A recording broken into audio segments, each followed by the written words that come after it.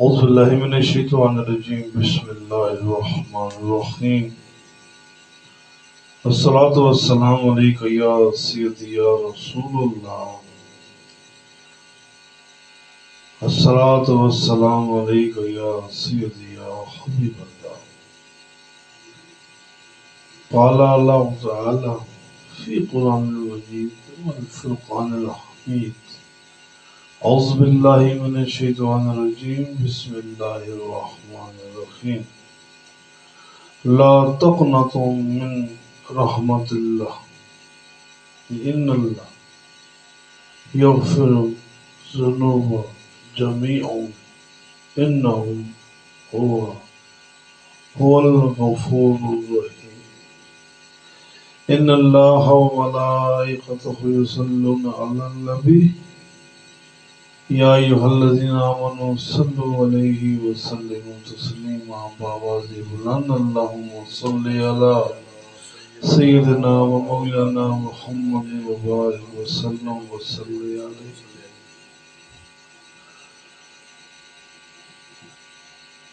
روح زمین کے ہر انسان کی خواہش ہوتی ہے کہ وہ ایسے حقائق کو اپنائے، کہ ایسے حقائق کے بارے میں آگہی یا جانکاری حاصل کرے جس سے اس کو قلبی سکون بھی نصیب ہو اور وہ اپنے آپ کو معاشرتی طور پر بھی نمایاں کرے۔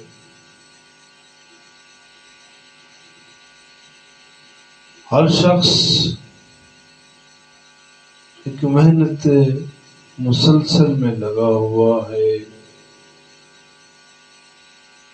وہ اپنی پہچان کے ساتھ ساتھ اپنے سکون کی بھی جدوجہد کرتا ہے، کوشش کرتا ہے۔ وہ یہ چاہتا ہے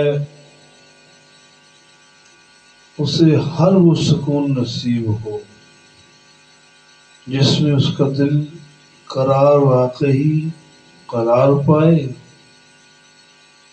اور معاشرتی طور پر وہ سب سے نمایاں، سب سے بھلا اور سب سے کارآمد ثابت ہو۔ یہ تجسس، یہ خیال، یہ لگن دنیا میں آتے ہی شروع ہو جاتی ہے۔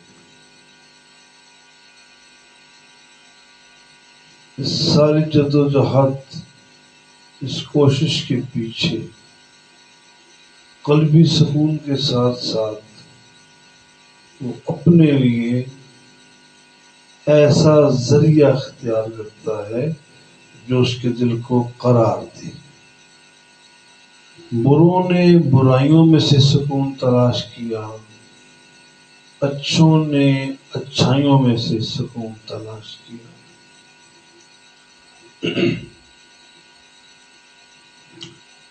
تو یہ پتہ چلتا ہے کہ سکون بہت بڑی دولت ہے،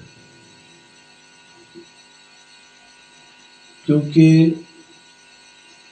جب بندے کو سکون نصیب ہو جاتا ہے تو بندہ سکون میں چلا جاتا ہے اور اس سے جڑے ہوئے لوگ اس پر یہ مثبت کیفیات دیکھتے ہیں۔ صاحبوں، جس طرح ہر شخص اپنے سکون کے لیے جد و جہد کرتا ہے، اسی طرح فقیر بھی کوشش کرتا ہے کہ مثبت انداز میں وہ اپنے رب تک رسائی بھی رکھے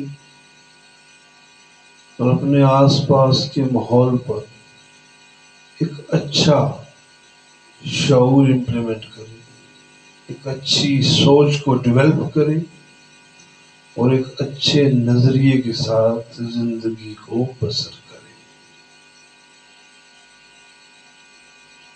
کسی شخص نے کسی فقیر سے پوچھا کہ بابا سائیں یہ فقر فقر فقر فقر یہ فقر ہے کیا، اور یہ فقر نصیب کیسے ہوتا ہے؟ فقیر نے کہا فقر وہ دولت ہے، وہ کارآمد حصول زندگی ہے کہ جب بندے کو نصیب ہو جاتی ہے تو وہ اطمینان کی کیفیت میں چلا جاتا ہے، سکون، محبت، مودت، عشق کی وادیوں میں اتر جاتا ہے۔ اور سکون کیسے ملتا ہے، سکون کیسے نصیب ہوتا ہے؟ اے شخص، کبھی مرغی کے انڈے سے چوزا نکلتے دیکھا ہے؟ کہا بابا جی دیکھا ہے۔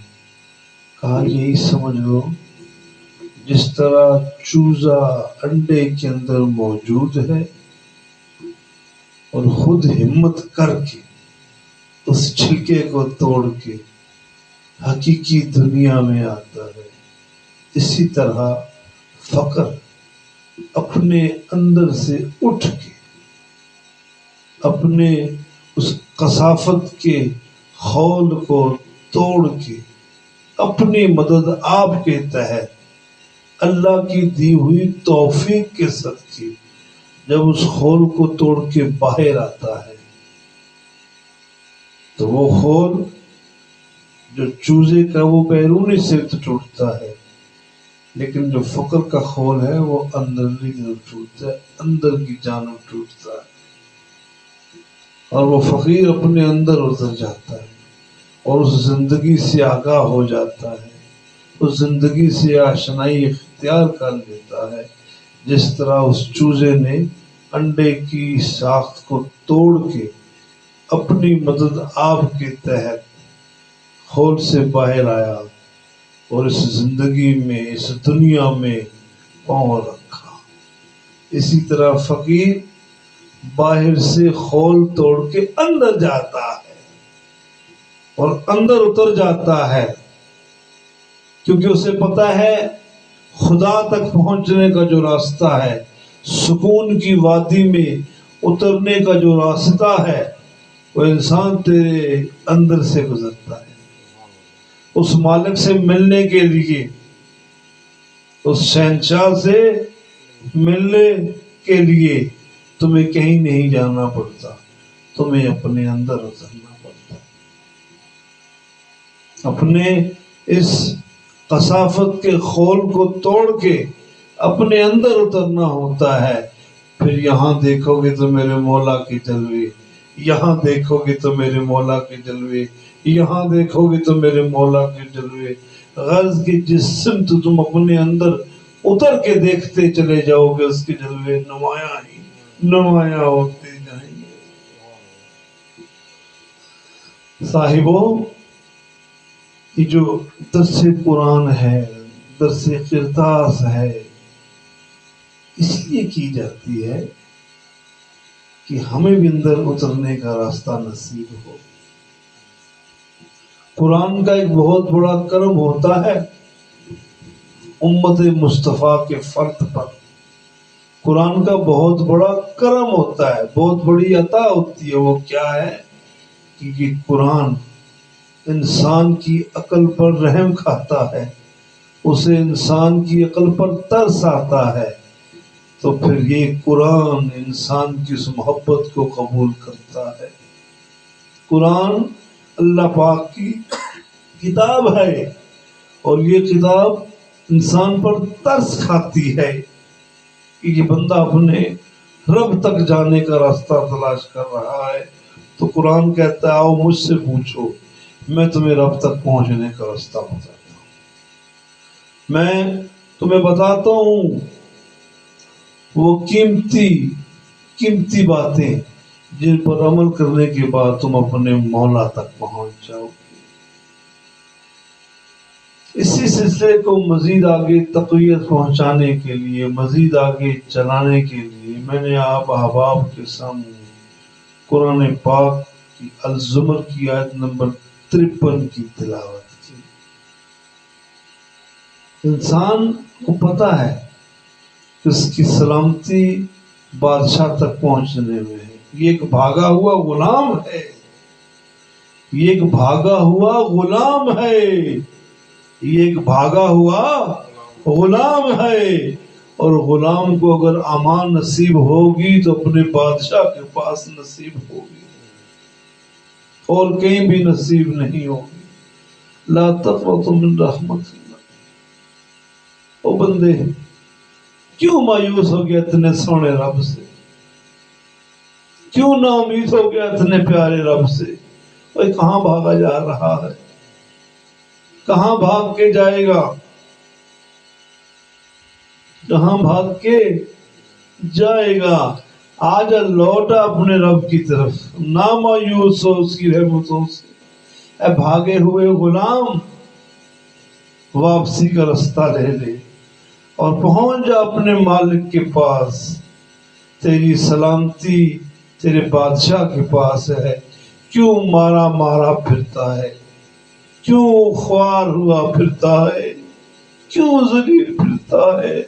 اگر تو چاہتا ہے تجھے کامیابی نصیب ہو جائے، تجھے عزت افزائی مل جائے، تو چھوڑ آگے کا راستہ، چل واپس لوٹ اپنے بادشاہ کی طرف۔ بہت زمانوں سے بھاگا ہوا ہے، پلٹ اپنے بادشاہ کی طرف۔ وہ تیرا کب سے راستہ دیکھ رہا ہے، تجھے کب سے دیکھ رہا ہے۔ اور اتنے سونے بادشاہ کو چھوڑ کے تو کہاں جائے گا؟ کیوں مایوس ہو گیا اس کی رحمتوں سے؟ کیوں مایوس ہو گیا اس کی عطاؤں سے؟ واپس پلٹ اپنے بادشاہ کی طرف، پھر کیا ہوگا؟ اس کی رحمت سے مایوس مت ہو، کیونکہ وہ بخشنے والا ہے۔ بندہ بھاگتا تبھی ہے جب اسے یہ خوف لاحق ہو کہ میں پکڑا جاؤں گا تو مجھے سزا ملے گی، لیکن میرا بادشاہ، تیرا بادشاہ، قانون اس بادشاہ کا الگ اور مختلف نرالا ہے۔ دنیا کی عدالتوں میں اگر مجرم بھاگ نکلے، اس سے جدوجہد سے پکڑتے ہیں، پکڑنے کے بعد اس کے جرم کو ثابت کرنے کی کوشش کرتے ہیں، اور جب جرم ثابت ہو جائے اس سے پابند سلاسل کرتے ہیں، اسے گرفتار کر کے اسے قید میں ڈال دیتے ہیں یا پھانسی پر لٹکا دیتے ہیں۔ کتنی مشقت سے اس مجرم نے اپنی غلطی کو قبول کیا، کتنی مشقت سے اس نے، کتنے جتن کیے قانون نے، پھر جا کر اس نے جرم اپنا قبول کیا، اور جب اس نے اپنا جرم قبول کر لیا تو تمام عدالت کے سامنے اس کو رسوا کر کے قید میں ڈال دیا۔ لیکن میرے بادشاہ کا انداز بڑا نرالا ہے۔ جب تم اپنی غلطیاں مان لو گے، اپنے گناہوں کو مان لو گے، وہ تمہیں گرفتار نہیں کرے گا، وہ تمہیں معاف کرے گا، وہ تمہیں معاف کرے گا۔ اور بندے مجھ سے بھاگ کے کہاں جا رہا ہے؟ تجھے جو پناہ رب سے ملتی ہے وہ کسی سے نہیں ملتی۔ وہ تمہارے گناہوں کو معاف کرے گا۔ بہت سارے جمیعن کو سوائے زیادہ، یعنی یہاں پر جو مثال جانب لفظ جمیعن لکھا گیا ہے اس کا مطلب بہت زیادہ، بہت زیادہ۔ اب دیکھیں، وہ تمہارے گناہوں کو معاف کرے گا جو تم نے بہت زیادہ کیے۔ انہ ہوا غفور رحیم، انہ ہوا الغفور الرحیم، بے شک وہ معاف کرنے والا اور رحم کرنے والا ہے۔ اے بندے تو کہاں جا رہا ہے اتنے سونے بادشاہ کو چھوڑ کے؟ تو مجبور تھا، تو مجبور تھا، تو ایک ناپاک نجس، ایک خون لہو کا قطرہ تھا۔ اس نے تجھ پر اپنی توجہ فرمائی، تجھے ایک وجود عطا کیا، تجھے سب کچھ عطا کیا، تجھے ماں کے پیٹ کے تینوں پردوں میں خوراک دیتا رہا، تیرے جسم کو بڑھاتا رہا، پھر وہ وقت آیا کہ تو دنیا میں آ گیا، تیری ماں کی چھاتیوں سے دودھ کے چشمے جاری۔ اتنا رحم کرنے والا بادشاہ، اتنا کرم کرنے والا بادشاہ، اتنا عطا کرنے والا بادشاہ، اور پھر تجھے پروان چڑھاتا رہا، تو جوان ہو گیا، تجھے شعور آنا شروع ہو گیا نیکی اور بدی کا، اور جس نے تیرے ساتھ اتنی وفاداری کر دی، تیرے ساتھ اتنی وفا زندگی گزاری، آج تو اسے پیٹھ دکھا کے چل دیا۔ آج تو نے اس بادشاہ کے ساتھ بے وفائی کر دی کہ تو اسے اپنی پیٹھ دکھا کے چل دیا کہ میرے بادشاہ دیکھ میں جا رہا ہوں۔ رب تجھے دیکھتا رہا۔ ابراہیم علیہ السلام کا واقعہ سبھی نے سماعت فرمایا ہے، پھر سماعت فرما لیں تاکہ آپ کو رحمت کے بارے میں مزید اچھے طریقے سے آگاہی نصیب ہو جائے۔ آپ اپنے دیہات کے کونے میں کھڑے ہوتے ہیں کہ کوئی نہ کوئی غلام آئے تو اس کے ساتھ کھانا تناول کریں، کافی دیر کھڑے رہے، آپ کا روز کا معمول تھا، ایک دن ایسا ہوا کافی دیر کھڑے رہے، ایک شخص آیا، بڑی دیر سے آیا، بادل گھرے ہوئے تھے، آسمان پر بجلی گونج رہی تھی، بارش کی آمد کی خبر دے رہی تھی۔ شخص دکھا ابراہیم علیہ السلام کو تو انہوں نے کہا مرحبا مرحبا مرحبا، آئے میرے ساتھ آپ کھانا تناول فرمائیں۔ وہ شخص ساتھ چل پڑا، جب دسترخوان پر پہنچے میرے صاحب تو ابراہیم علیہ السلام کو پتہ چلا یہ تو بد مذہب ہے، اس کا تو مذہب ہی اور ہے، یہ تو مسلمان مومن ہے ہی نہیں۔ تو انہوں نے فرمایا کہ جاؤ میاں اپنا رستہ ناپو، میں اللہ کے بندوں کا میزبان ہوں، تمہارا نہیں۔ وہ شخص اٹھ کے چند قدم ہی آگے گیا تو آواز آئی ابراہیم کی کیتے، اے میرے ابراہیم میرے خلیل یہ کیا کر دیا آپ نے؟ 70 سال سے میری نافرمانی کر رہا ہے، میں نے تو اس کا رزق بند نہیں کیا۔ ابراہیم آپ نے ایسا کیوں کیا؟ ابراہیم آپ نے ایسا کیوں کیا؟ آپ کو ایسا نہیں کرنا چاہیے تھا۔ ابراہیم علیہ السلام ابراہیم کی پڑھ دو بار پڑھیے، الصلوۃ والسلام علیہ یا سیدنا یا رسول اللہ، الصلوۃ والسلام علیہ یا سیدنا یا رسول اللہ۔ اے ابراہیم آپ کو ایسا نہیں کرنا چاہیے تھا، آپ کو ایسا نہیں کرنا چاہیے تھا، اتنے عرصے سے میری نافرمانی کر رہا ہے اور آپ نے آج اسے یہاں سے اٹھا دیا کہ رب کے بندوں کے سوا، رب کو ماننے والوں کے سوا آپ کسی کو کھانا نہیں کھلائیں گے۔ اے ابراہیم واپس لے کر آئے، انہیں کھانا تناول کرو، انہیں کھانا پروسیں، وہ کھانا کھائیں۔ وہ شخص اس نے پھر جب ابراہیم علیہ السلام کی اس بات کو سنا، درود پاک پڑھ لیجیے، الصلوۃ والسلام علیکم یا رسول اللہ، الصلوۃ والسلام علیکم یا سیدی یا رسول اللہ، الصلوۃ والسلام علیکم یا سیدی یا حبیب اللہ۔ تو جب اس شخص نے سنا ابراہیم علیہ السلام نے اپنے رب کے حکم کو ایسے پورے کیا، اس نے کہا کھانا بعد میں کھائیں گے، ابراہیم پہلے مجھے اپنے کرم والے رب کا کلمہ پڑھا دو، یہ تو بدمزوں پر اتنا مہربان ہے اور تو اس کو ماننے والا ہے، تو کہاں جا رہا ہے؟ لا تقنط من رحمت، کیوں مایوس ہو گیا اس کی رحمت سے؟ غلام تبھی بھاگتا ہے جب وہ مایوس ہوتا ہے، جب اسے سہولیات نہیں ملتی۔ صاحب وہ کہتا ہے میں اس کے ہاں ملازم ہوں کہ مجھے سہولیات نہیں دے رہا، مجھے فائدہ نہیں دے رہا، تو پھر راہ فرار اختیار کرتا ہے، تو اسے بھاگا ہوا غلام کہتے ہیں۔ ہم بھی بھاگے ہوئے غلام ہیں، ہمیں بھی چاہیے ہم واپس اپنے رب کی طرف رجوع کریں، اس کی سمت، اس کی طرف ہم واپس چلے جائیں، کیونکہ وہ کرم کرنے والا ہے، اس سے بڑھ کر کرم کوئی نہیں کر سکتا۔ رحمت کیا ہے؟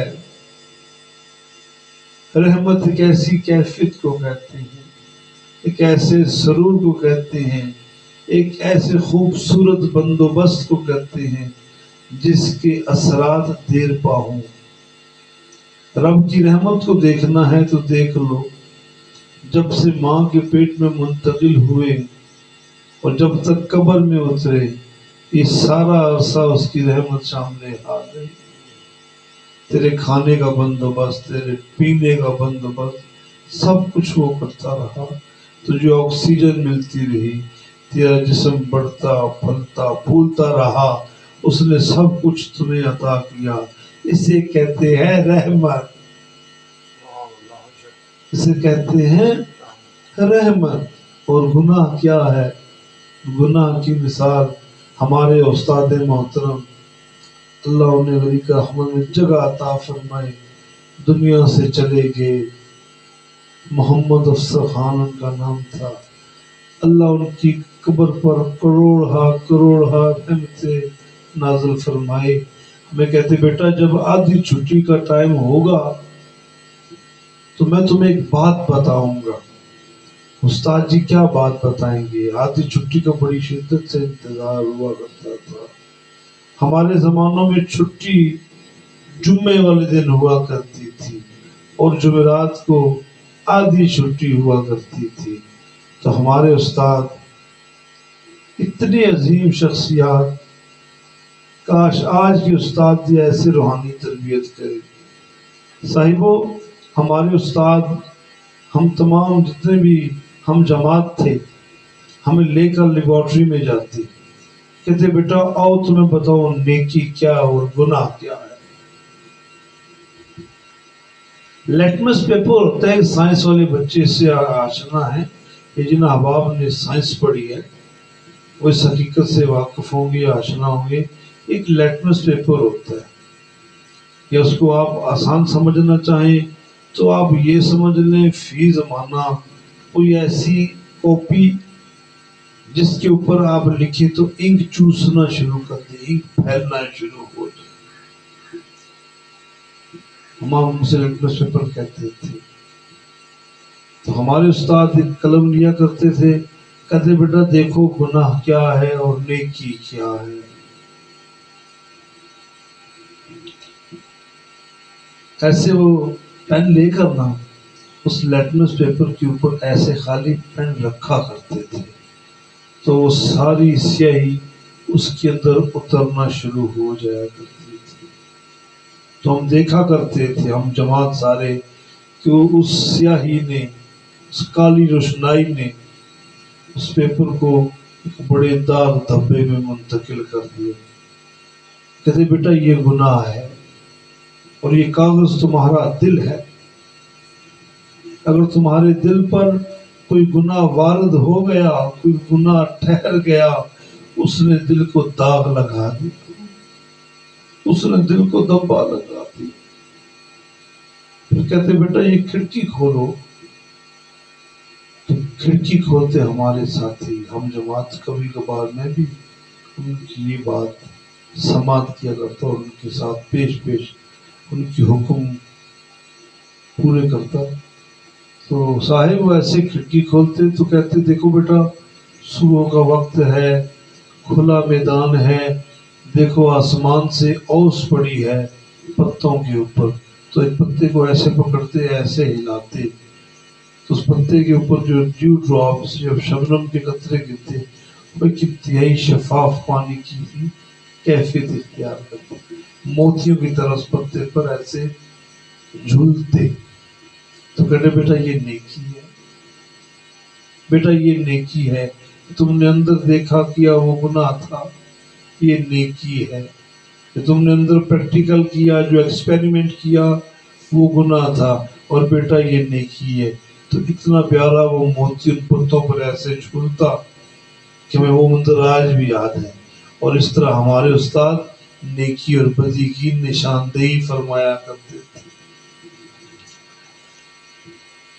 اللہ ایسے استاد سب کو عطا فرمائے جو آپ کی باطنی تربیت کرتے ہیں، جو آپ کی باطنی تربیت کرتے ہیں۔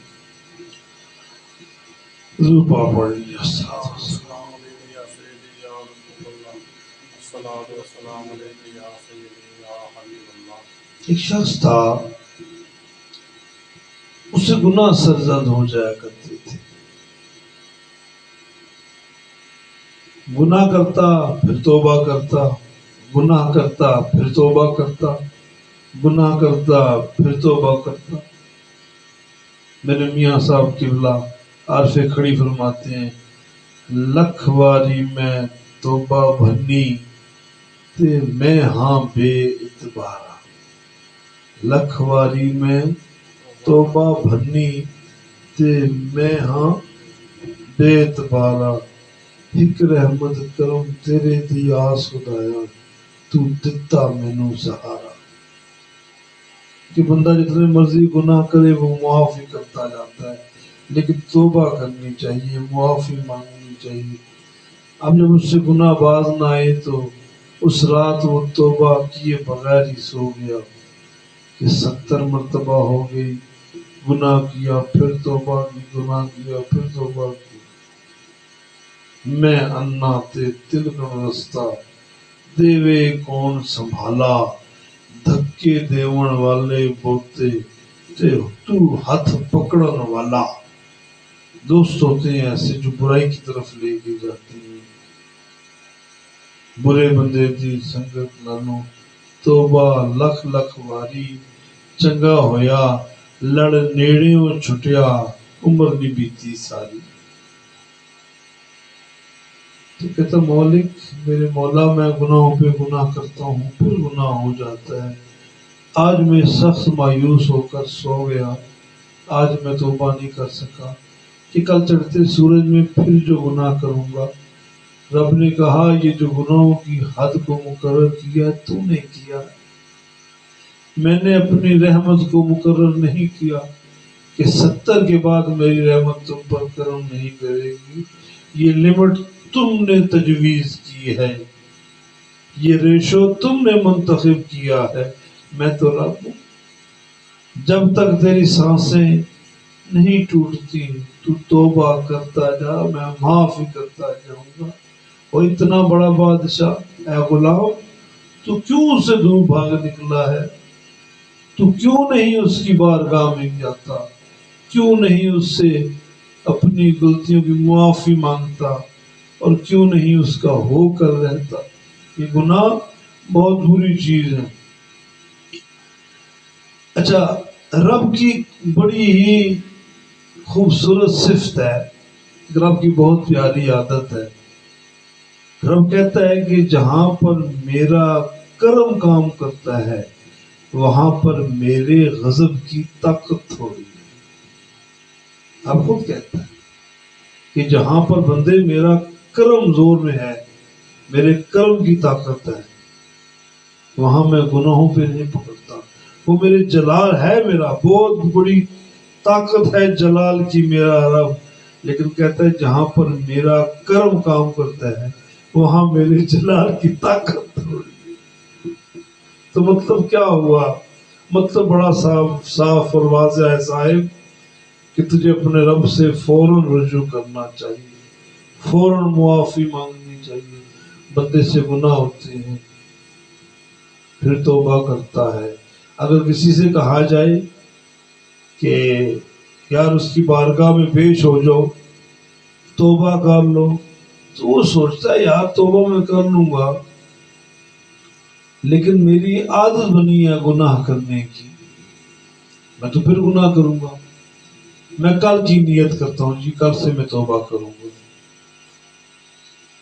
تیری اگر نیت بنی ہے نا اے انسان برائیاں کرنے کی، تیری عادت بنی ہوئی ہے نا، تو کرم کرنے کی اس کی عادت ہے، اس کی عادت ہے تجھ پر کرم کرے، تجھ سے معافی مانگے، تو اس کی بارگاہ میں جھک جائے، تو اسے اپنا بادشاہ مان لے، اسے اپنا بادشاہ تسلیم کر لے تو وہ تجھ پر کرم ہر صورت کرے گا، کیونکہ اس کی عادت ہے کرم کرنا۔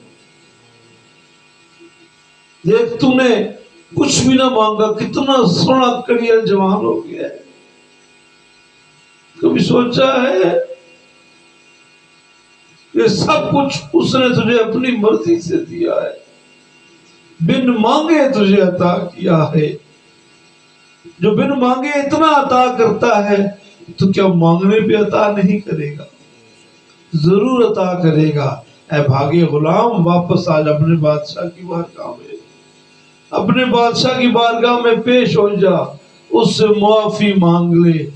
دیکھتا نہیں ہے کہ جنہوں نے اللہ کے ساتھ معاذ اللہ خود سری کی یا خود کو بہت طاقتور ظاہر کیا، کتنے فرعون ذلیل ہوئے، کتنے نمرود مارے گئے، کتنے یزید پلید لعنتی برباد ہو گئے۔ کتنے ایسے لوگ ہیں، شداد نمرود کو دیکھ لو، انہوں نے جنت بنائی اور کیا کچھ نہ کیا، لیکن رب نے جب پکڑ کی تا پتش رب اللہ شدید،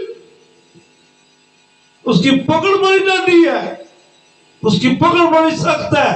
6 فٹ کا جوان جب بے بس ہو جائے، جسم طاقت چھوڑ دے، ہاتھ پاؤں حرکت کرنا چھوڑ دے، وہ بیکار ہو گیا ہے۔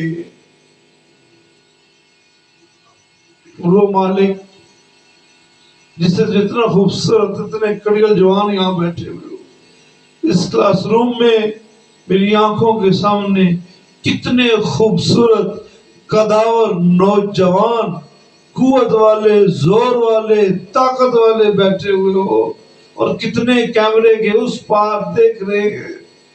وہ بھی اپنے اوپر غور کریں، کون سی ایسی دولت ہے جو اللہ نے تمہیں عطا نہیں کی؟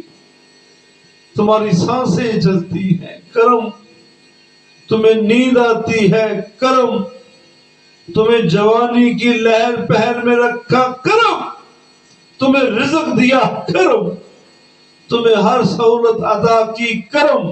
جا کے پوچھو ان سے جن کے ٹیبلز پر دوائیوں کے گٹھڑے پڑے ہوئے ہیں، انہیں نیند نہیں آتی۔ ابھی وقت ہے، ابھی قدموں میں طاقت ہے، ابھی چل سکتے ہو، اس کی بارگاہ میں پیش ہو جاؤ، اس سے معافی مانگ لو، اس کے محبوب ترین بندے بن جاؤ، اور اس کے پیارے بندوں میں تمہارا شمار ہو جائے گا، تمہارا شمار ہو جائے گا۔ اس کی بارگاہ میں پیش ہو جاؤ۔ یہ جو تم سیسا دیکھ کے کنگھی کرتے ہو، خود کو دیکھو نا میرے صاحب، اپنے اوپر غور کرو نا۔ مالک تو نے کتنی خوبصورت آنکھیں دی، کتنی خوبصورت قداور شخصیت دی ہے۔ تم نے مانگا تو نہیں تھا، اس نے خود دیا۔ تو سوچو جب اس سے مانگو گے تو وہ تمہیں کس قدر عطا کرے گا، تمہیں نوازے گا۔ نوازنا اس کی عادت ہے۔ اللہ کی پسندیدہ، اللہ نے جو عادتیں پسند کی ہیں وہ عادتیں اختیار کر لو۔ ہر وہ کام چھوڑ دو جس میں اس کی ناراضگی ہے، اور ہر وہ کام اختیار کر لو جس میں اس کی رضا ہے، جس میں اس کی رضا ہے، وہ آپ اختیار کر لو، اس کی رضامندی اختیار کر لو۔ اور دیکھو، بہت پیاری حقیقت، بہت ہی پیاری حقیقت، بہت ہی خوبصورت جملہ، بہت ہی خوبصورت بات۔ دیکھو وہ کس قدر ستار العیوب ہے۔ تمہارے گناہ، تمہاری لغزشیں، تمہاری غلطیاں تمہارے گھر والوں کو پتہ چل گئی، تمہیں گھر سے نکال دے۔ لیکن وہ پردے پاؤن والا، وہ پردے ڈالنے والا، تم نے اپنا ظاہر کیا بنا رکھا ہے، اندر سے کتنے برے ہو، اس نے پھر بھی تمہارا بھرم رکھا ہوا ہے۔ تم اگر کوئی غلط کام سرزد کرو تو تمہیں گھر سے نکال دیا جاتا ہے، لیکن وہ اپنے کرم سے نہیں نکالتا، وہ اپنے کرم سے نہیں نکالتا۔ اس کا کرم ہر ویلے شامل حال ہے، اس کا کرم ہر وقت اس کے بندوں کا احاطہ کیے ہوئے ہے. تم اس کے کرم کو چھوڑ کر کیسے جا سکتے ہو؟ اب دیکھو وفادار کون ہے اور بے وفا کون ہے. وفادار میرا بادشاہ ہے اور بے وفا یہ بھاگا ہوا غلام. بے وفا یہ بھاگا ہوا غلام ہے. وہ مالک وفاؤں پر وفائیں کر رہا ہے اور یہ بے وفا ہے، اس کا کھا کر اس کے حکم کو نہیں مانتا. ایک وقت تھا ہمارے سائیں جی نے بڑی محبت سے بکریاں رکھی ہوئی تھی کہ یہ میرے نبی کی سنت ہے، آقا علیہ السلام صلی اللہ علیہ وسلم کی سنت ہے. دادا فرمایا کرتے تھے کہ بیٹا یہ نبی پاک کی سنت ہے. انہوں نے بکریاں رکھی. سائیں جی ماشاء اللہ تو نوجوان جوان ہو گئے ہیں، تو یہ چھوٹے سے ہوا کرتے تھے، تو انہوں نے بکری رکھی ہوئی تھی. تو بکری کو جب گلی میں باندھتے تھے یا گھر کے پاس باندھتے تھے تو سارا دن بندے پاس سے گزرتے رہتے تھے. بکری نہیں بولا کرتی تھی، لیکن جیسے ہی سائیں جی کو دیکھتی تھی بکری شور کرنا شروع کر دی. ابھی تو شاید ان کو یاد نہ ہو، بچپن میں نے پھر بڑی شفقت سے ان کے کندھے پہ ہاتھ رکھ کے بتایا تھا بیٹا دیکھو سارے لوگ گلی میں سے گزر رہے ہیں، کسی کو دیکھ کے بکری اس قدر بے چین نہیں ہوئی جس قدر آپ کو دیکھ کر بے چین ہوئی. اس کی وجہ پتہ ہے؟ چھوٹے سے ہوا کرتے تھے نہیں سمجھے. میں نے کہا بیٹا ان کو پتہ ہے، بکری کو پتہ ہے اسے کہ میرا مالک آ گیا ہے، اب یہ مجھے گھاس ڈالے گا یا مجھے کھول کے لے جائے گا، مجھے بعد کھیتوں میں چرائے گا، مجھے پانی دے گا. تو ایک بکری کے ایمان سے بھی کمزور تمہارا ایمان ہو گیا ہے کہ بکری اگر اپنے مالک کو دیکھ کے اور میانا شروع کر دے، بولنا شروع کر دے کہ میرا مالک آ گیا ہے، مجھے گھاس دے گا، چارہ دے گا، پانی دے گا، اور تو رب کی تعریف کیوں نہیں کرتا ہوئے؟ تو رب کی بارگاہ میں کیوں نہیں استغاثہ پیش کرتا؟ اے میرا مالک سونا بادشاہ اور میرا پیارا بادشاہ، وہی میری ضروریات کو پورا کرے گا، وہی میری کمیوں کو پورا کرے گا. تو یہ باتیں سمجھنے والی ہیں، یاد رکھنے والی ہیں. یہ ایسے سن کر کان سے دوسرے کان میں اڑا دینا مطلب نہیں ہے، کیونکہ یاد رکھنا فقیر کی بات ضائع نہیں ہوتی. یہ جو ہوائیں ہیں یہ ان آواز کی لہروں کو اٹھا کر اپنے اندر محفوظ بھی کر رہی ہیں اور آگے وہاں تک بھی منتقل کر رہی ہیں جہاں تک جن کی یہ باتیں ہو رہی ہیں. سب نے سنا ہے نا کہ مرنے کے بعد حساب کتاب ہوں گے. ہمارے ہاتھ، ہمارے پاؤں، غرض کے جسم کا ہر آرگن، جسم کا ہر حصہ عضو گواہی دے گا. تو یہ گواہی کہاں سے لے کے آئے گا؟ انہی ہواؤں کے اندر سے گواہیاں موجود. جو تم کہتے ہو، جو تم بولتے ہو، سنتے ہو، سناتے ہو، یہ ہواؤں کے اندر کیپچر ہو رہا ہے، قید ہو رہا ہے، مقیدیت میں جا رہا ہے، مقید ہو رہا ہے. یہ اپنے وقت پر جب زمین راز اگل دے گی تو یہ ساری باتیں ریکارڈ ہو رہی ہیں. ایک ریکارڈ تمہارے کیمرے کر رہی ہیں، ایک ریکارڈ کو میرا بادشاہ کر رہا ہے. آج سے 10 سال بعد، 5 سال بعد، 3 سال بعد، 2 دن بعد، گھنٹے بعد اگر یہی چیز آپ اس پہ سوشل میڈیا پہ چلائیں گے یا ٹیلی ویژن پر چلائیں گے تو تمام حرکات و سکنات ایسے ہی نظر آئیں گے نا. تو تمہاری حرکتیں بھی ایسے ہی اس کی بارگاہ میں پیش کی جائے گی. تو اب ذرا تھوڑا سا غور کرو. اب اس کا کرم انسان پر ہے اور انسان اس سے دور بھاگ رہا ہے. جب اس کا کرم نصیب ہوتا ہے تو پھر وہ کرم بولتا ہے. جستجو تم نے کرنی ہوتی. جیسے شروع میں نے کہہ دیا نا کہ معرفت کی بڑی مثال انڈے سے نکلتا ہوا چوزا ہے. تو اس بات کو اگر ذہن میں رکھو کہ وہ تمہیں خود زندہ رکھے گا، تمہیں وہ خود آباد رکھے گا. گمنام ہمیشہ مرتا ہے، گمنام ہمیشہ مرتا ہے. اور نام والے کو نام والا مرنے نہیں دیتا. گمنام ہر زمانے میں مرتا ہے، لیکن جس کو وہ آباد رکھے، جسے وہ نام دے دے، اسے کبھی موت نہیں. تو اے غلام، پلٹ اپنے بادشاہ کی طرف اور بھاگ کے اس کی بارگاہ میں پیش ہو جا. اس کی بارگاہ میں آ جا. وہ کب سے تیرا رستہ دیکھ رہا ہے. اب آپ کو بارہا سنا چکا ہوں کہ یا صنم یا صنم یا صنم کہنے والا بدعقیدہ جب منہ سے یا صمد کہتا ہے تو رب کہتا ہے لبیک یا عبدی، اے بندے میں حاضر ہوں. فرشتوں نے کہا مولا اس کے منہ سے تو غلطی سے نکل گیا. تو مالک آپ نے کہہ دیا میں حاضر ہوں. تو رب نے کہا میں نے 78 سال اس کا انتظار کیا ہے، آج اس کے منہ سے میرا نام نکلا تو ہے نام. تو یاد رکھیے وہ معاف کرنے والا ہے.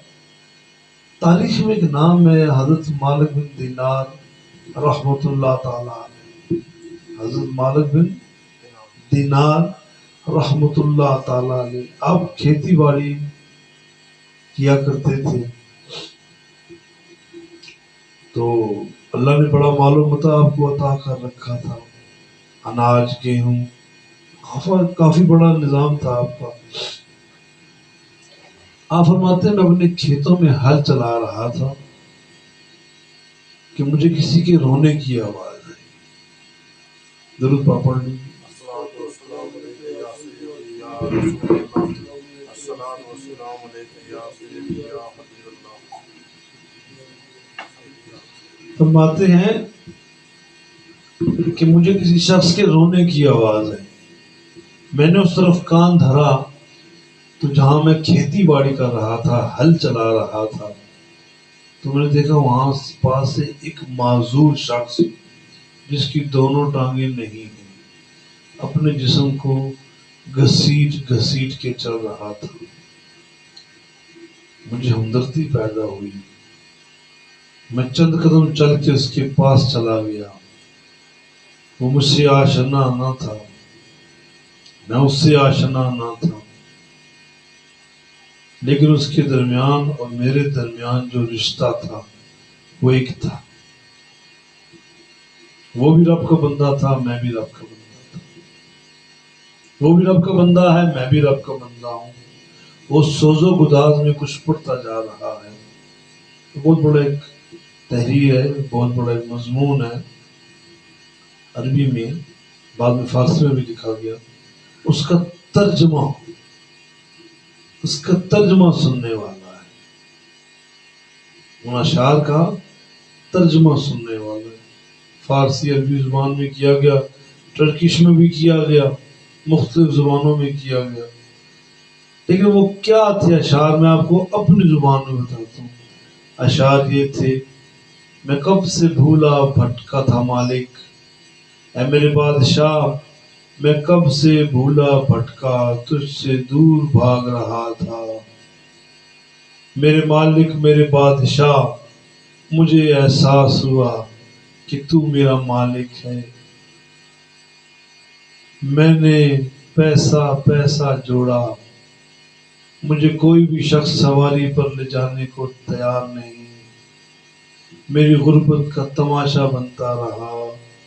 میرے مالک میں تیری بارگاہ میں آنا چاہتا ہوں. میرے پاس کوئی ایسا ذریعہ نہیں جس ذریعے کو استعمال کر کے تیری بارگاہ میں پہنچوں. میرے مالک میں اپنے ہاتھوں پہ چل کر تیری بارگاہ میں پیش ہو رہا ہوں. میرے مالک میرے پاؤں نہیں ہیں، میں اپنے ہاتھوں کے بل چل کر تیری بارگاہ میں پیش ہو رہا ہوں. اے مالک میری حاضری کو قبول فرما لے. اے میرے شہنشاہ میری حاضری کو قبول فرما لے. میں تیرا بھاگا ہوا غلام تجھ تک آ رہا ہوں. مولا میرے لیے رستہ آسان کر دے، میں تجھ تک پہنچ جاؤں.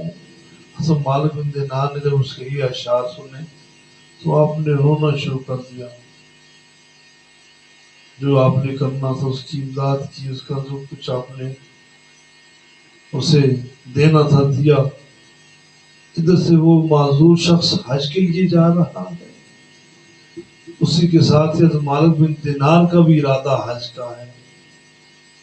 حضرت مالک بن دینار کو اس شخص نے بتا دیا کہ میں حج پہ جا رہا ہوں۔ حضرت مالک بن دینار نے اسے نہیں بتایا کہ میں بھی حج پہ جا رہا ہوں۔ کہتے ہیں جب حضرت مالک بن دینار بھی حج پر چل نکلے، وہ شخص بھی چل نکلا، تو حضرت مالک بن دینار کہتے ہیں کہ جب میں وہاں پہنچا، میں مزدلفہ پہنچا، میں نے اس شخص کی پرچھائی کو دیکھا، یہ تو وہی شخص ہے جسے میں نے وہاں دیکھا تھا۔ خیر پھر وہ ہجوم میں کھو گیا۔ پھر کچھ وقت گزرا تو کہتے ہیں میں نے اس شخص کو بیت اللہ کے بالکل مذاہب رحمت کے سامنے دیکھا، میں نے پہچان لیا یہ تو وہی شخص ہے۔ میں نے اس بندے کو نہیں بلایا، میں اس کی محبت کو دیکھ رہا تھا۔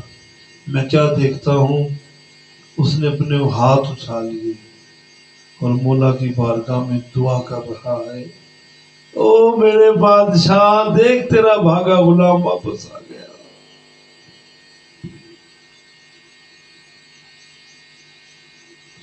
اے میرے مالک تیرا بھاگا ہوا غلام واپس آ گیا۔ اے میرے بادشاہ دیکھ لے، پہچان لے، میں وہی غلام ہوں جو تجھ سے بھاگ نکلا تھا۔ دیکھ مالک میں تیری بارگاہ میں آ گیا، مجھے اپنے رحمت کے کرم کی چادر عطا فرما دے، میرے گناہوں کو معاف فرما دے، میری لغزشوں کو معاف فرما دے۔ اے مالک میں تیرا بھاگا ہوا غلام، اے مالک میں تیرا بھاگا ہوا غلام، اے مالک میں تیرا بھاگا ہوا غلام تیری بارگاہ میں آ گیا۔ اے مالک دیکھ تیرے گھر میں آیا ہوں، مجھے دھتکارنا نہیں، مجھے ڈانٹنا پلانا، مجھے جھاڑنا نہیں۔ میرے مالک دیکھ میں تیرا غلام واپس تیرے دربار میں آ گیا، بہت بھاگا۔ حضرت مالک بن دینار نے جب یہ بات سنی تو اپنے قدموں کے اوپر غور کیا، اپنے ہاتھوں کی طرف غور کیا اور سوچا، دیکھا کہ وہ شخص جو دعائیں مانگ رہا ہے اس کے ہاتھ تو چلنے سے چل چکے ہیں۔ اے مالک بن دینار تیرے ہاتھ سلامت ہیں، تو اپنے قدموں سے چل سکتا ہے۔ دیکھ اس غلام کی طرف، یہ آدھا غلام ہے، یہ آدھا غلام ہے، اس کا جسم بھی پورا نہیں۔ اگر یہ آدھا غلام آ کر غلامی کا دم بھر رہا ہے تو اے مالک بن دینار تو پورا سلامت غلام ہے، تو اپنے بارگاہ کے رب میں، بارگاہ ربی میں کب حاضر ہوگا؟ تو کہا مالک میں بھی تیرا بھاگا غلام، مالک میرے گناہ معاف فرما، میری لغزشیں معاف فرما، میری غلطیاں معاف فرما۔ مالک میں بھی تیرا بھاگا غلام تیری بارگاہ میں آ گیا، مجھے قبول فرما۔ اور وہاں مجمع میں جتنے لوگ تھے اس معذور شخص کی اس دعا پر دھاڑے مار کے رونا شروع ہو۔ تو سنگیو، صاحبوں، دوستوں، میرے پتروں، میرے شہزادوں، میرے جگر پاروں، ہمیں بھی اپنے رب سے راضی ہونا ہے۔ ہم بھی اس کے بھاگے ہوئے غلام ہیں، ہم بھی اس کے بھاگے ہوئے غلام ہیں، ہمیں بھی اس کی بارگاہ میں جانا ہے، اس سے اپنی غلطیوں کی معافی طلب کرنی ہے اور اس سے اپنے گناہوں کے متعلق معافی مانگنی ہے۔ اب سوال یہ پیدا ہوتا ہے کہ گناہگار نے گناہ کیا، بادشاہ سے معافی مانگی، اب یہ کیسے پتا چلے کہ اس کے گناہ معاف ہو گئے؟ اس کے گناہ معاف ہو گئے یہ کیسے پتا چلے؟ یاد رکھیں، یاد گناہ، توجہ کے ساتھ، بڑا باریک نقطہ ہے۔ یاد گناہ جب دماغ سے ختم ہو جائے، اپنے گناہ یاد آنا ختم ہو جائے تو رب نے تمہیں معاف کر دیا ہے، رب نے تمہیں معاف کر دیا ہے۔ کہتے ہیں نا، شاعر کہتا ہے یاد ماضی بہت کربناک ہے مولا، یاد ماضی بہت کربناک ہے مولا، تو چھین لے مجھ سے حافظہ میرا۔ جب تمہیں تمہارے گناہ بار بار یاد آئے تو تمہارے گناہ ابھی بھی زندہ ہیں، تمہارے گناہ ابھی بھی سانس لے رہے ہیں، تمہارے گناہ ختم نہیں ہوئے۔ پتہ کیسے چلے تمہارے گناہ ختم ہو گئے؟ تمہارے گناہ مٹ گئے، دھل گئے کہ تمہیں اپنے گناہ یاد نہ آئے۔ یہ پہلی گارنٹی ہے کہ اللہ نے تمہیں معاف کر دیا، اللہ نے تمہیں معاف کر دیا۔ یاد گناہ دماغ سے چلا جائے، یہ تمہارے معاف ہونے کی زندہ نشانی ہے۔ دوسرا، تمہارا دل نیکی کی طرف آئے، تمہارا دل نیکی کی طرف آئے، تمہیں نیکی بھلی لگے، برائی سے نفرت ہو، تمہیں اللہ کی کتاب اور مصطفیٰ کریم علیہ الصلوۃ والسلام کی سنتوں سے پیار ہو جائے، تو یاد رکھ تجھے تیرے رب نے بخش دیا ہے، تجھے تیرے خدا نے معاف کر دیا ہے، تیری لغزشوں کو اس نے معاف کر دیا ہے۔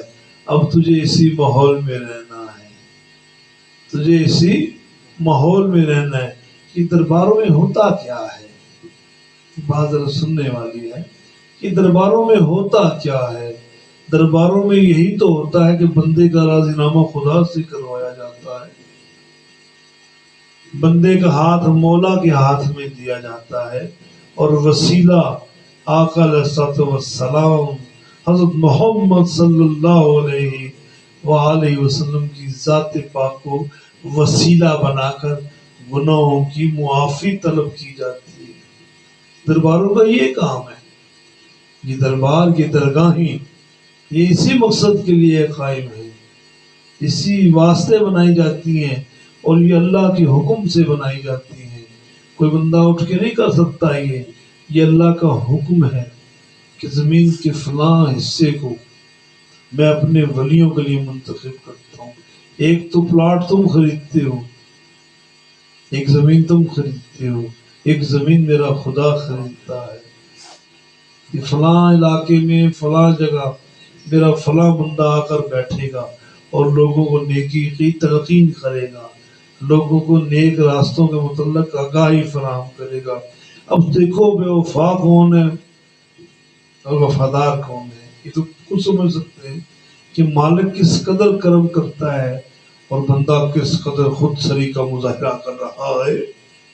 ہونا یہ چاہیے اپنے گناہ سے معافی، اپنے خدا سے اپنے گناہوں کی معافی طلب کرنی چاہیے، اور اس کی بارگاہ میں پیش رہنا چاہیے۔ پیش ہونے میں بڑی دل جوئی کی بات ہے، بڑے حوصلے کی بات ہے۔ پیش ہونا تیرا کام ہے، عطا کرنا اس کا کام ہے۔ تیرے جانے میں دیری ہے صاحب، اس کی عطا کرنے میں کوئی دیری نہیں۔ تو جائے گا وہ عطا کرے گا، تو مانگے گا وہ دے دے گا۔ زندگی کتنی ہے؟ 50 سال، 60 سال۔ آج کل تو پتہ ہی نہیں چلتا زندگی کا۔ کہتے سنیں یار ابھی تو میرے ساتھ بیٹھا ہوا تھا، یار ابھی تو میں نے اس سے بات کی تھی، یار ابھی تو ٹیلی فون پہ بات ہوئی، لیکن پتہ چلتا ہے وہ دنیا سے چلا گیا ہے۔ منہ چھپا کے اس کی بارگاہ میں جانا ہے، کھلے منہ سے کیوں نہیں جاتے؟ آج اسے معافی مانگو۔ کتنی زندگیاں ہیں، کوئی زندگی کی مدت نہیں ہے۔ پھر وقت جب گزر جاتا ہے پھر یاد آتی ہے، پھر یاد آتی ہے۔ ابھی آپ جوان ہو، آپ کے قدموں میں طاقت ہے، زور ہے، خون میں حرارت ہے، ہر کام کر سکتے ہو، تو مشقت کیوں نہیں کرتے اسے پانے کی؟ مشقت کیوں نہیں کرتے اسے حاصل کرنے کی؟ اس کی توجہ حاصل کرو۔ اس کی توجہ مل جانا بہت بڑی کامیابی ہے، اس کی توجہ مل جانا بہت بڑی کامیابی ہے۔ یہ بات میری بڑی توجہ سے سننا ہے۔ روایات میں یہ لکھا ہوا ہے، نشرالطیب کے اندر بھی ہے، مولانا علی قاری بھی فرماتے ہیں کہ کسی پہاڑ کے دامن میں ایک شخص بیٹھا اللہ کا ذکر کر رہا تھا، مجاہدہ کر رہا تھا، ذکر اذکار میں مشغول تھا۔ رب نے فرشتہ بھیجا کہ جاؤ اس کو جا کر بتاؤ کہ جو تم نے 40 سال تک جو عبادت کی ہے وہ ابھی قبول نہیں ہوئی، وہ ابھی تک قبول نہیں ہوئی. توجہ ہے، سب کی توجہ ہے. بڑی محبت کے ساتھ، بڑے پیار کے ساتھ مجھے دیکھنے والے اور میں آپ کو دیکھنے والا، آپ کو بڑی محبت سے، پیار سے اس درس میں نشست فراہم کی جاتی ہے. آپ محبت کے ساتھ بیٹھا کریں. کتنا پیارا ماحول آپ آباد پیدا کرتے ہیں. اللہ تعالیٰ آپ کو اس کے صدقے دن دگنی رات چگنی روحانی ترقیوں سے سرفراز فرمائے. اللہ تعالیٰ ہم سب کا حامی ناصر. یہ جو اتنی بڑی تعداد میرے منہ کے سامنے موجود ہے، اور یہ جو لاکھوں کی تعداد کیمرے کی اس جنت میں، میں کیا بات کر رہا ہوں؟ توجہ ہے، میں کیا بات کر رہا ہوں؟ اس کو پیغام ملا، ہاں تیری عبادت ہو نہیں. سبحان اللہ. ایسے صاحب سبحان اللہ، بہت بہت نوازش. ایسے محبت سے بیٹھا کریں کہ تمہاری عبادت ابھی تک قبول نہیں ہوئی. 40 سال تم نے عبادت کی، ریاضت کی، مجاہدہ کیا، سلوک کا رستہ اختیار کیا، یہاں پہاڑ کے دامن میں بیٹھے ہوئے ہو. ہے فرشتوں جا کر بتا دو اسے کہ تمہاری 40 سال کی عبادت ابھی تک قبول نہیں ہوئی. جب فرشتوں نے شخص کو یہ پیغام دیا تو اس شخص نے رقص کرنا شروع کر دیا. اس شخص نے رقص کرنا شروع کر دیا. فرشتے بڑے حیران ہوئے. کیسے بتایا کہ 40 سال تک کی تمہاری عبادت ریاضت قبول نہیں ہوئی اور تم یہاں پر رقص کر رہے ہو. اس نے کہا بات ہی رقص کرنے والی ہے. تمہاری محنت 40 سال تک کی ضائع ہو گئی اور تم رقص کر رہے ہو. کہا ہاں، میں رقص اس خوشی میں کر رہا ہوں کہ 40 سال تک اس کی توجہ تو میری طرف رہی. 40 سال تک میں اس کی گنتی میں تو رہا. 40 سال تک وہ مجھ پر محو نگاہ تو رہا. میں رقص اس بات پر کر رہا ہوں. جب رب نے شخص یہ بات سنی تو فرشتوں کے پیچھے پلٹنے سے پہلے پہلے اس کی بخشش فرما دی. کیا توجہ! میرے رب کی توجہ حاصل کرو، میرے رب کی توجہ حاصل کرو، کیونکہ توجہ میں ہی کامیابی ہے. جب اس کی توجہ نصیب ہو جائے، توجہ نصیب ہو جائے تو پھر تمہاری کامیابی ہی کامیابی ہے، اور تم پر اس کا کرم ہی کرم ہے. اور اس کا کرم ہر شخص پر ہے، ہر زندہ انسان پر ہے، وہ ہر شخص کو عطا کرتا ہے. کہتے ہیں ایک شخص نے خواب دیکھا، وقت کے ولی نے خواب دیکھا. وہ کہتے ہیں میں خواب میں کیا دیکھتا ہوں کہ میں دوزخ کے باہر کھڑا ہوں. میں دوزخ کے باہر کھڑا ہوں تو میں سمجھ گیا خواب میں یہ تو دوزخ ہے. تو میں نے دروازے پر دستک دی. اندر سے دروغہ دوزخ باہر نکلا. کہا کیوں آئے ہو؟ کہا یہ کیا ہے؟ اس نے کہا یہ جہنم ہے. کہا جہنم میں کیا ہے؟ اس نے کہا جہنم میں آگ ہے، بڑی بڑی مصیبتیں ہیں. تو یہ شخص کہتا ہے، یہ ولی کہتا ہے کہ اے دروغہ دوزخ، کیا میں دیکھ لوں؟ کہا دیکھ لو. وہ کہتے ہیں جب دروازے کے کواڑ کھولے گی، دروازہ کھولا گیا، اس نے اندر جا کر دیکھا تو کوئی دوزخ کی اسے نشانات نہیں ملے. اندر کوئی آگ نہیں ہے، کوئی راکھ نہیں ہے، کوئی دھواں نہیں ہے. وہ پیچھے پلٹا. اس نے کہا فرشتے کہ دوزخ میں سنا تھا آگ ہوتی، یہاں تو آگ ہی نہیں ہے. فرشتے نے کہا تمہیں کس نے کہہ دیا؟ آپ کو کس نے کہہ دیا کہ دوزخ میں آگ ہے؟ ولی فرمانے لگے میں نے پڑھا ہے، میں نے اپنے بزرگوں سے سنا ہے کہ جہنم میں دوزخ میں آگ ہی آگ ہے. انہوں نے فرمایا آپ نے جو سنا ٹھیک سنا. کہا کہ میں نے ٹھیک سنا، ٹھیک پڑھا، تو پھر یہاں دوزخ میں آگ کیوں نہیں ہے؟ تو فرشتہ کہنے لگا او میرے نادان، اے میرے پیارے، ہر شخص دنیا سے اپنی آگ ساتھ لے کر آتا ہے. دنیا سے ہر شخص اپنی آگ ساتھ لے کر آتا ہے. اور کسی ولی سے کس نے سوال کیا کہ یہ جنت کیا ہے، دوزخ کیا ہے؟ انہوں نے بڑی خوبصورت 2 باتیں بولی. اس نے کہا، انہوں نے فرمایا جسے دنیا میں جنت نہ ملی اسے آخرت میں بھی جنت نہیں ملے گی. بہت بڑی حیران. یہ کیا بات ہوئی؟ جسے دنیا میں جنت نہ ملی اسے آخرت میں بھی جنت نہ ملے گی. اس کے پیچھے راز کیا ہے؟ کہا جس نے دنیا میں رہ کر اپنی زندگی کو قرآن پاک، اللہ کے احکامات اور آقا علیہ الصلوۃ والسلام کی اتباع پر نہ گزارا، قلب سلیم حاصل نہ کیا تو اسے جنت دنیا میں نہیں ملی. تو جسے دنیا میں جنت نہ ملی اسے آخرت میں بھی نہیں ملے گی. ایسے کام دنیا میں کرو کہ جو جنتی کرتے ہیں، نیک بھلے والے کام کرو. اور جو دنیا کے اندھے ہیں وہ آخرت کے بھی اندھے ہیں. جنہوں نے یہاں نہیں اسی قلم کو دیکھا وہاں بھی نہیں دیکھ سکے. لالچ، طمع، حرص ایک کھارا سمندر ہے بیٹے. ایک سمندر ہے، یہ سمندر دیکھیں، ایک کھارا ترش سمندر ہے. آپ کو شدید پیاس لگی ہو، آپ جتنا مرضی پانی پیے، یہ بجائے پیاس بڑھانے کے اور پیاس گھٹانے کے، بجائے اس کے کہ آپ کی پیاس پانی پینے سے ختم ہو، سمندر کا پانی کھارا ہے، اس سے آپ جس قدر پیتے جاؤ گے یہ پیاس کو بڑھاتا جائے. یہ دنیا کی محبت ہے، یہ دنیا کا پیار ہے. تو پھر کرنا کیا ہے؟ آخری لمحات کرنا یہ ہے کہ گناہوں کی بستی کو چھوڑ کے نیکیوں کی طرف ہجرت کرو. نیکیوں کی طرف ہجرت کرو، اپنے رب تک پیش ہو جاؤ، اپنے رب کی بارگاہ میں پیش ہو جاؤ. ایک فقیر کا واقعہ پیش کر کے بات ختم کرتا ہوں. ایک فقیر تھا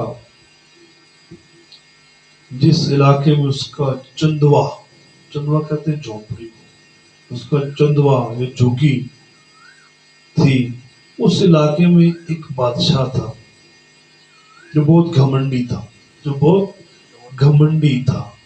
اس نے ایک بہت بڑا عالی شان محل بنایا، بہت عالی شان محل بنوایا. تو پھر اس نے اعلان کیا سب لوگ آئیں، میرے محل کی سیر کریں اور تعریف کریں. تو دنیا ٹوٹ پڑی محل کو دیکھنے کے لیے. سب لوگ آتے جاتے رہے. کوئی تعریف کرتا فانوسوں کی، کوئی تعریف کرتا فرش کی، کوئی باغیچے کی، کوئی بارادری کی، کوئی تالاب کی، حوض کی، کوئی خوبصورت پھلدار درختوں کی. سب آتے جاتے تعریف کرتے جاتے. فقیر آیا تو وہاں ٹھہر کے اس نے ایسے دیکھا. پھر فقیر کے ساتھ پھر بادشاہ نے کیا کیا، پھر فقیر نے پلٹ بادشاہ کے ساتھ کیا کیا. فقیر ایسے دیکھتا ہے، محل کو دیکھتا ہے، دربار کو دیکھتا ہے بادشاہ کے. تو فقیر ایسے اپنے سر کو ڈھونڈتا ہے، نہیں یہ بھی غلط ہے، یہ بھی غلط ہے، یہ بھی صحیح نہیں بنا، یہ بھی صحیح نہیں بنا.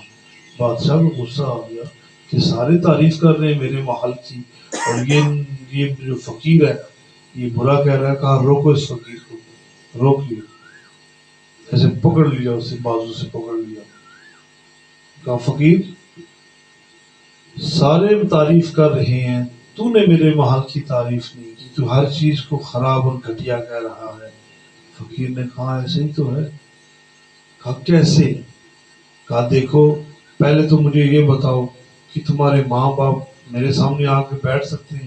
اس نے کہا وہ تو دنیا سے چلے گئے. کہا پہلی خرابی تیرے محل میں، دوسری خرابی کہ تو نے یہاں پر ہمیشہ رہنا نہیں، اور تیسری خرابی کہ تیرے یہاں سے چلے جانے کے بعد تیری اولاد اور دوسرے لوگ قابض ہو جائیں گے، لہذا تیرے فن پارے میں کوئی بڑی بات نہیں، تیرے اس محل میں کوئی بڑی بات نہیں. تو بجائے اپنی توجہ ادھر، تو اپنی توجہ خدا کی طرف کرتا تو تیرے محل کی ایک شان ہوتی. اسے غصہ آ گیا. اس نے وزیر کو آواز دی. وزیر آ گیا. جی بادشاہ سلام. کہا وہ جو محل میں چھڑی پڑی ہے وہ چھڑی لے آؤ.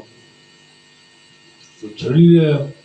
بادشاہ نے چھڑی منگوائی. درباری یہ سمجھ رہے تھے کہ اب اس کو پیٹے گا فقیر کو.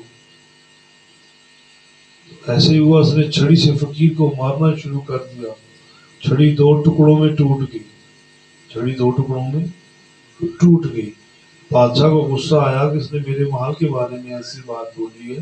بادشاہ نے ٹوٹی ہوئی لکڑی کا چھڑی کا وہ ٹکڑا اٹھایا، کہا پکڑو فقیر، پکڑ۔ اس نے پکڑ لیا، کہا یہ اپنی زندگی میں اس بیوقوف کو دینا جو سراسر نرا بیوقوف ہے، سب سے جاہل ترین بندے کو یہ چھڑی کا ٹکڑا دینا۔ فقیر نے پکڑ لیا، فقیر کو ڈنڈے پڑے تھے، فقیر جسم سہلاتا ہوا محل سے بھاگ نکلا۔ بادشاہ نے کہا ہے یہ اپنے سے بڑے بیوقوف کو دینا یا دنیا کے بڑے بیوقوف کو یہ چھڑی کا ٹکڑا دینا۔ جو تمہاری نظر میں سب سے بڑا بیوقوف ہے، یہ چھڑی کا ٹوٹا ٹکڑا اسے دینا۔ بات ختم ہو گئی، وقت گزرتا گیا، وقت آ گیا بادشاہ کا، آخری وقت آ گیا، آخری وقت آ گیا بادشاہ کا۔ اب بادشاہ کے بچنے کی کوئی امید باقی نہ رہی۔ فقیر کو پتا چلا، فقیر اپنے چندوے میں، چندوا جھوپڑی کو بولتے، وہاں بیٹھا ہوا تھا، اپنے کام میں مصروف تھا، اپنی گدڑی کو پیوند لگا رہا تھا۔ اسے پتا چلا کہ فلاں بادشاہ بیمار ہے، تو بھاگا، فقیر بھاگا اور وہی ٹوٹی ہوئی چھڑی کا ٹکڑا اٹھایا اور سیدھا بارگاہ بادشاہ کی دربار کی طرف بھاگا، کہا بادشاہ سلامت، پہنچنے میں دیری ہوگی، مجھے معاف فرما لیجیے گا، یہ لیجیے چھڑی کا ٹکڑا۔ بادشاہ نے استفسار کیا، انٹروگیٹ کیا کہ یہ میں نے تمہیں دیا تھا کہ تم اپنی زندگی میں کسی بیوقوف کو دینا، تو یہ مجھے کیوں دے رہا ہے؟ کہا بادشاہ سلامت، آپ نے کہا تھا کہ دنیا کے بیوقوف ترین انسان کو یہ چھڑی کا ٹکڑا دینا، تو بادشاہ سلامت میری نظر میں آپ سے بڑا بیوقوف کوئی نہیں ہے، میں نے وعدہ پورا کر دیا، یہ چھڑی پکڑے۔ بادشاہ نے کانپتے ہاتھوں سے چھڑی پکڑی۔ فقیر بولا، فقیر نے کہا اے بادشاہ، تو نے اس وقت مجھے بہت مارا تھا، مجھے بڑی تکلیف ہوئی تھی، میں کتنے دن سکون سے لیٹ نہ پایا، لیکن میرے زخم جاتے رہے، لیکن جو زخم میں نے تیری روح پر لگایا ہے اس کا جواب تیرے پاس نہیں ہے۔ بادشاہ تو نے کہا تھا کہ اپنی زندگی کے سب سے بیوقوف ترین انسان کو چھڑی کا یہ ٹکڑا دینا، تو بادشاہ میری نظر میں اس وقت سب سے بڑا بیوقوف تو ہی ہے۔ تجھے پتا تھا تو نے مرنا ہے، پھر تو نے محل بنائے، تجھے پتا تھا کہ تو نے دنیا چھوڑنی ہے، تو نے لوگوں سے زیادتیاں کی، تمہیں پتا تھا کہ تم نے ایک دن اپنے تخت و تاج کو چھوڑ دینا ہے اور مٹی میں جا سونا ہے، اور تو نے پھر بھی مخمل کے گدے لگائے، خوبصورت بستر مزین کیے، تو ان پر سوتا پڑا رہا، تو بادشاہ سلامت یہ بیوقوفی ہی تو ہے، اور میری نظر میں تجھ سے بڑا بیوقوف کوئی نہیں ہے کہ تجھے پتا تھا کہ تو نے دنیا سے جانا ہے، لیکن تو نے اسے راضی نہ کیا، تو نے اپنے بادشاہ کو راضی نہ کیا۔ اے بھاگے غلام، تو بھاگتا ہی رہا اور آج بھی بھاگا ہوا ہے، اور میری نظر میں تجھ سے بڑا بیوقوف کوئی نہیں، تجھ سے بڑا نادان کوئی نہیں۔ یہ لے چھڑی کا ٹکڑا، میں تجھے دیتا ہوں، میں تو اپنے بادشاہ کا غلام ہوں، میں نے تو اپنے بادشاہ کی چوکھٹ نہیں چھوڑی، میں نے اپنے بادشاہ کی چوکھٹ پہ زندگی گزار دی۔ اے بھاگے غلام، اے بھاگے ہوئے غلام، کیا تیرا بھی کوئی بادشاہ ہے؟ کیا تو بھی کسی بادشاہ کو مانتا ہے؟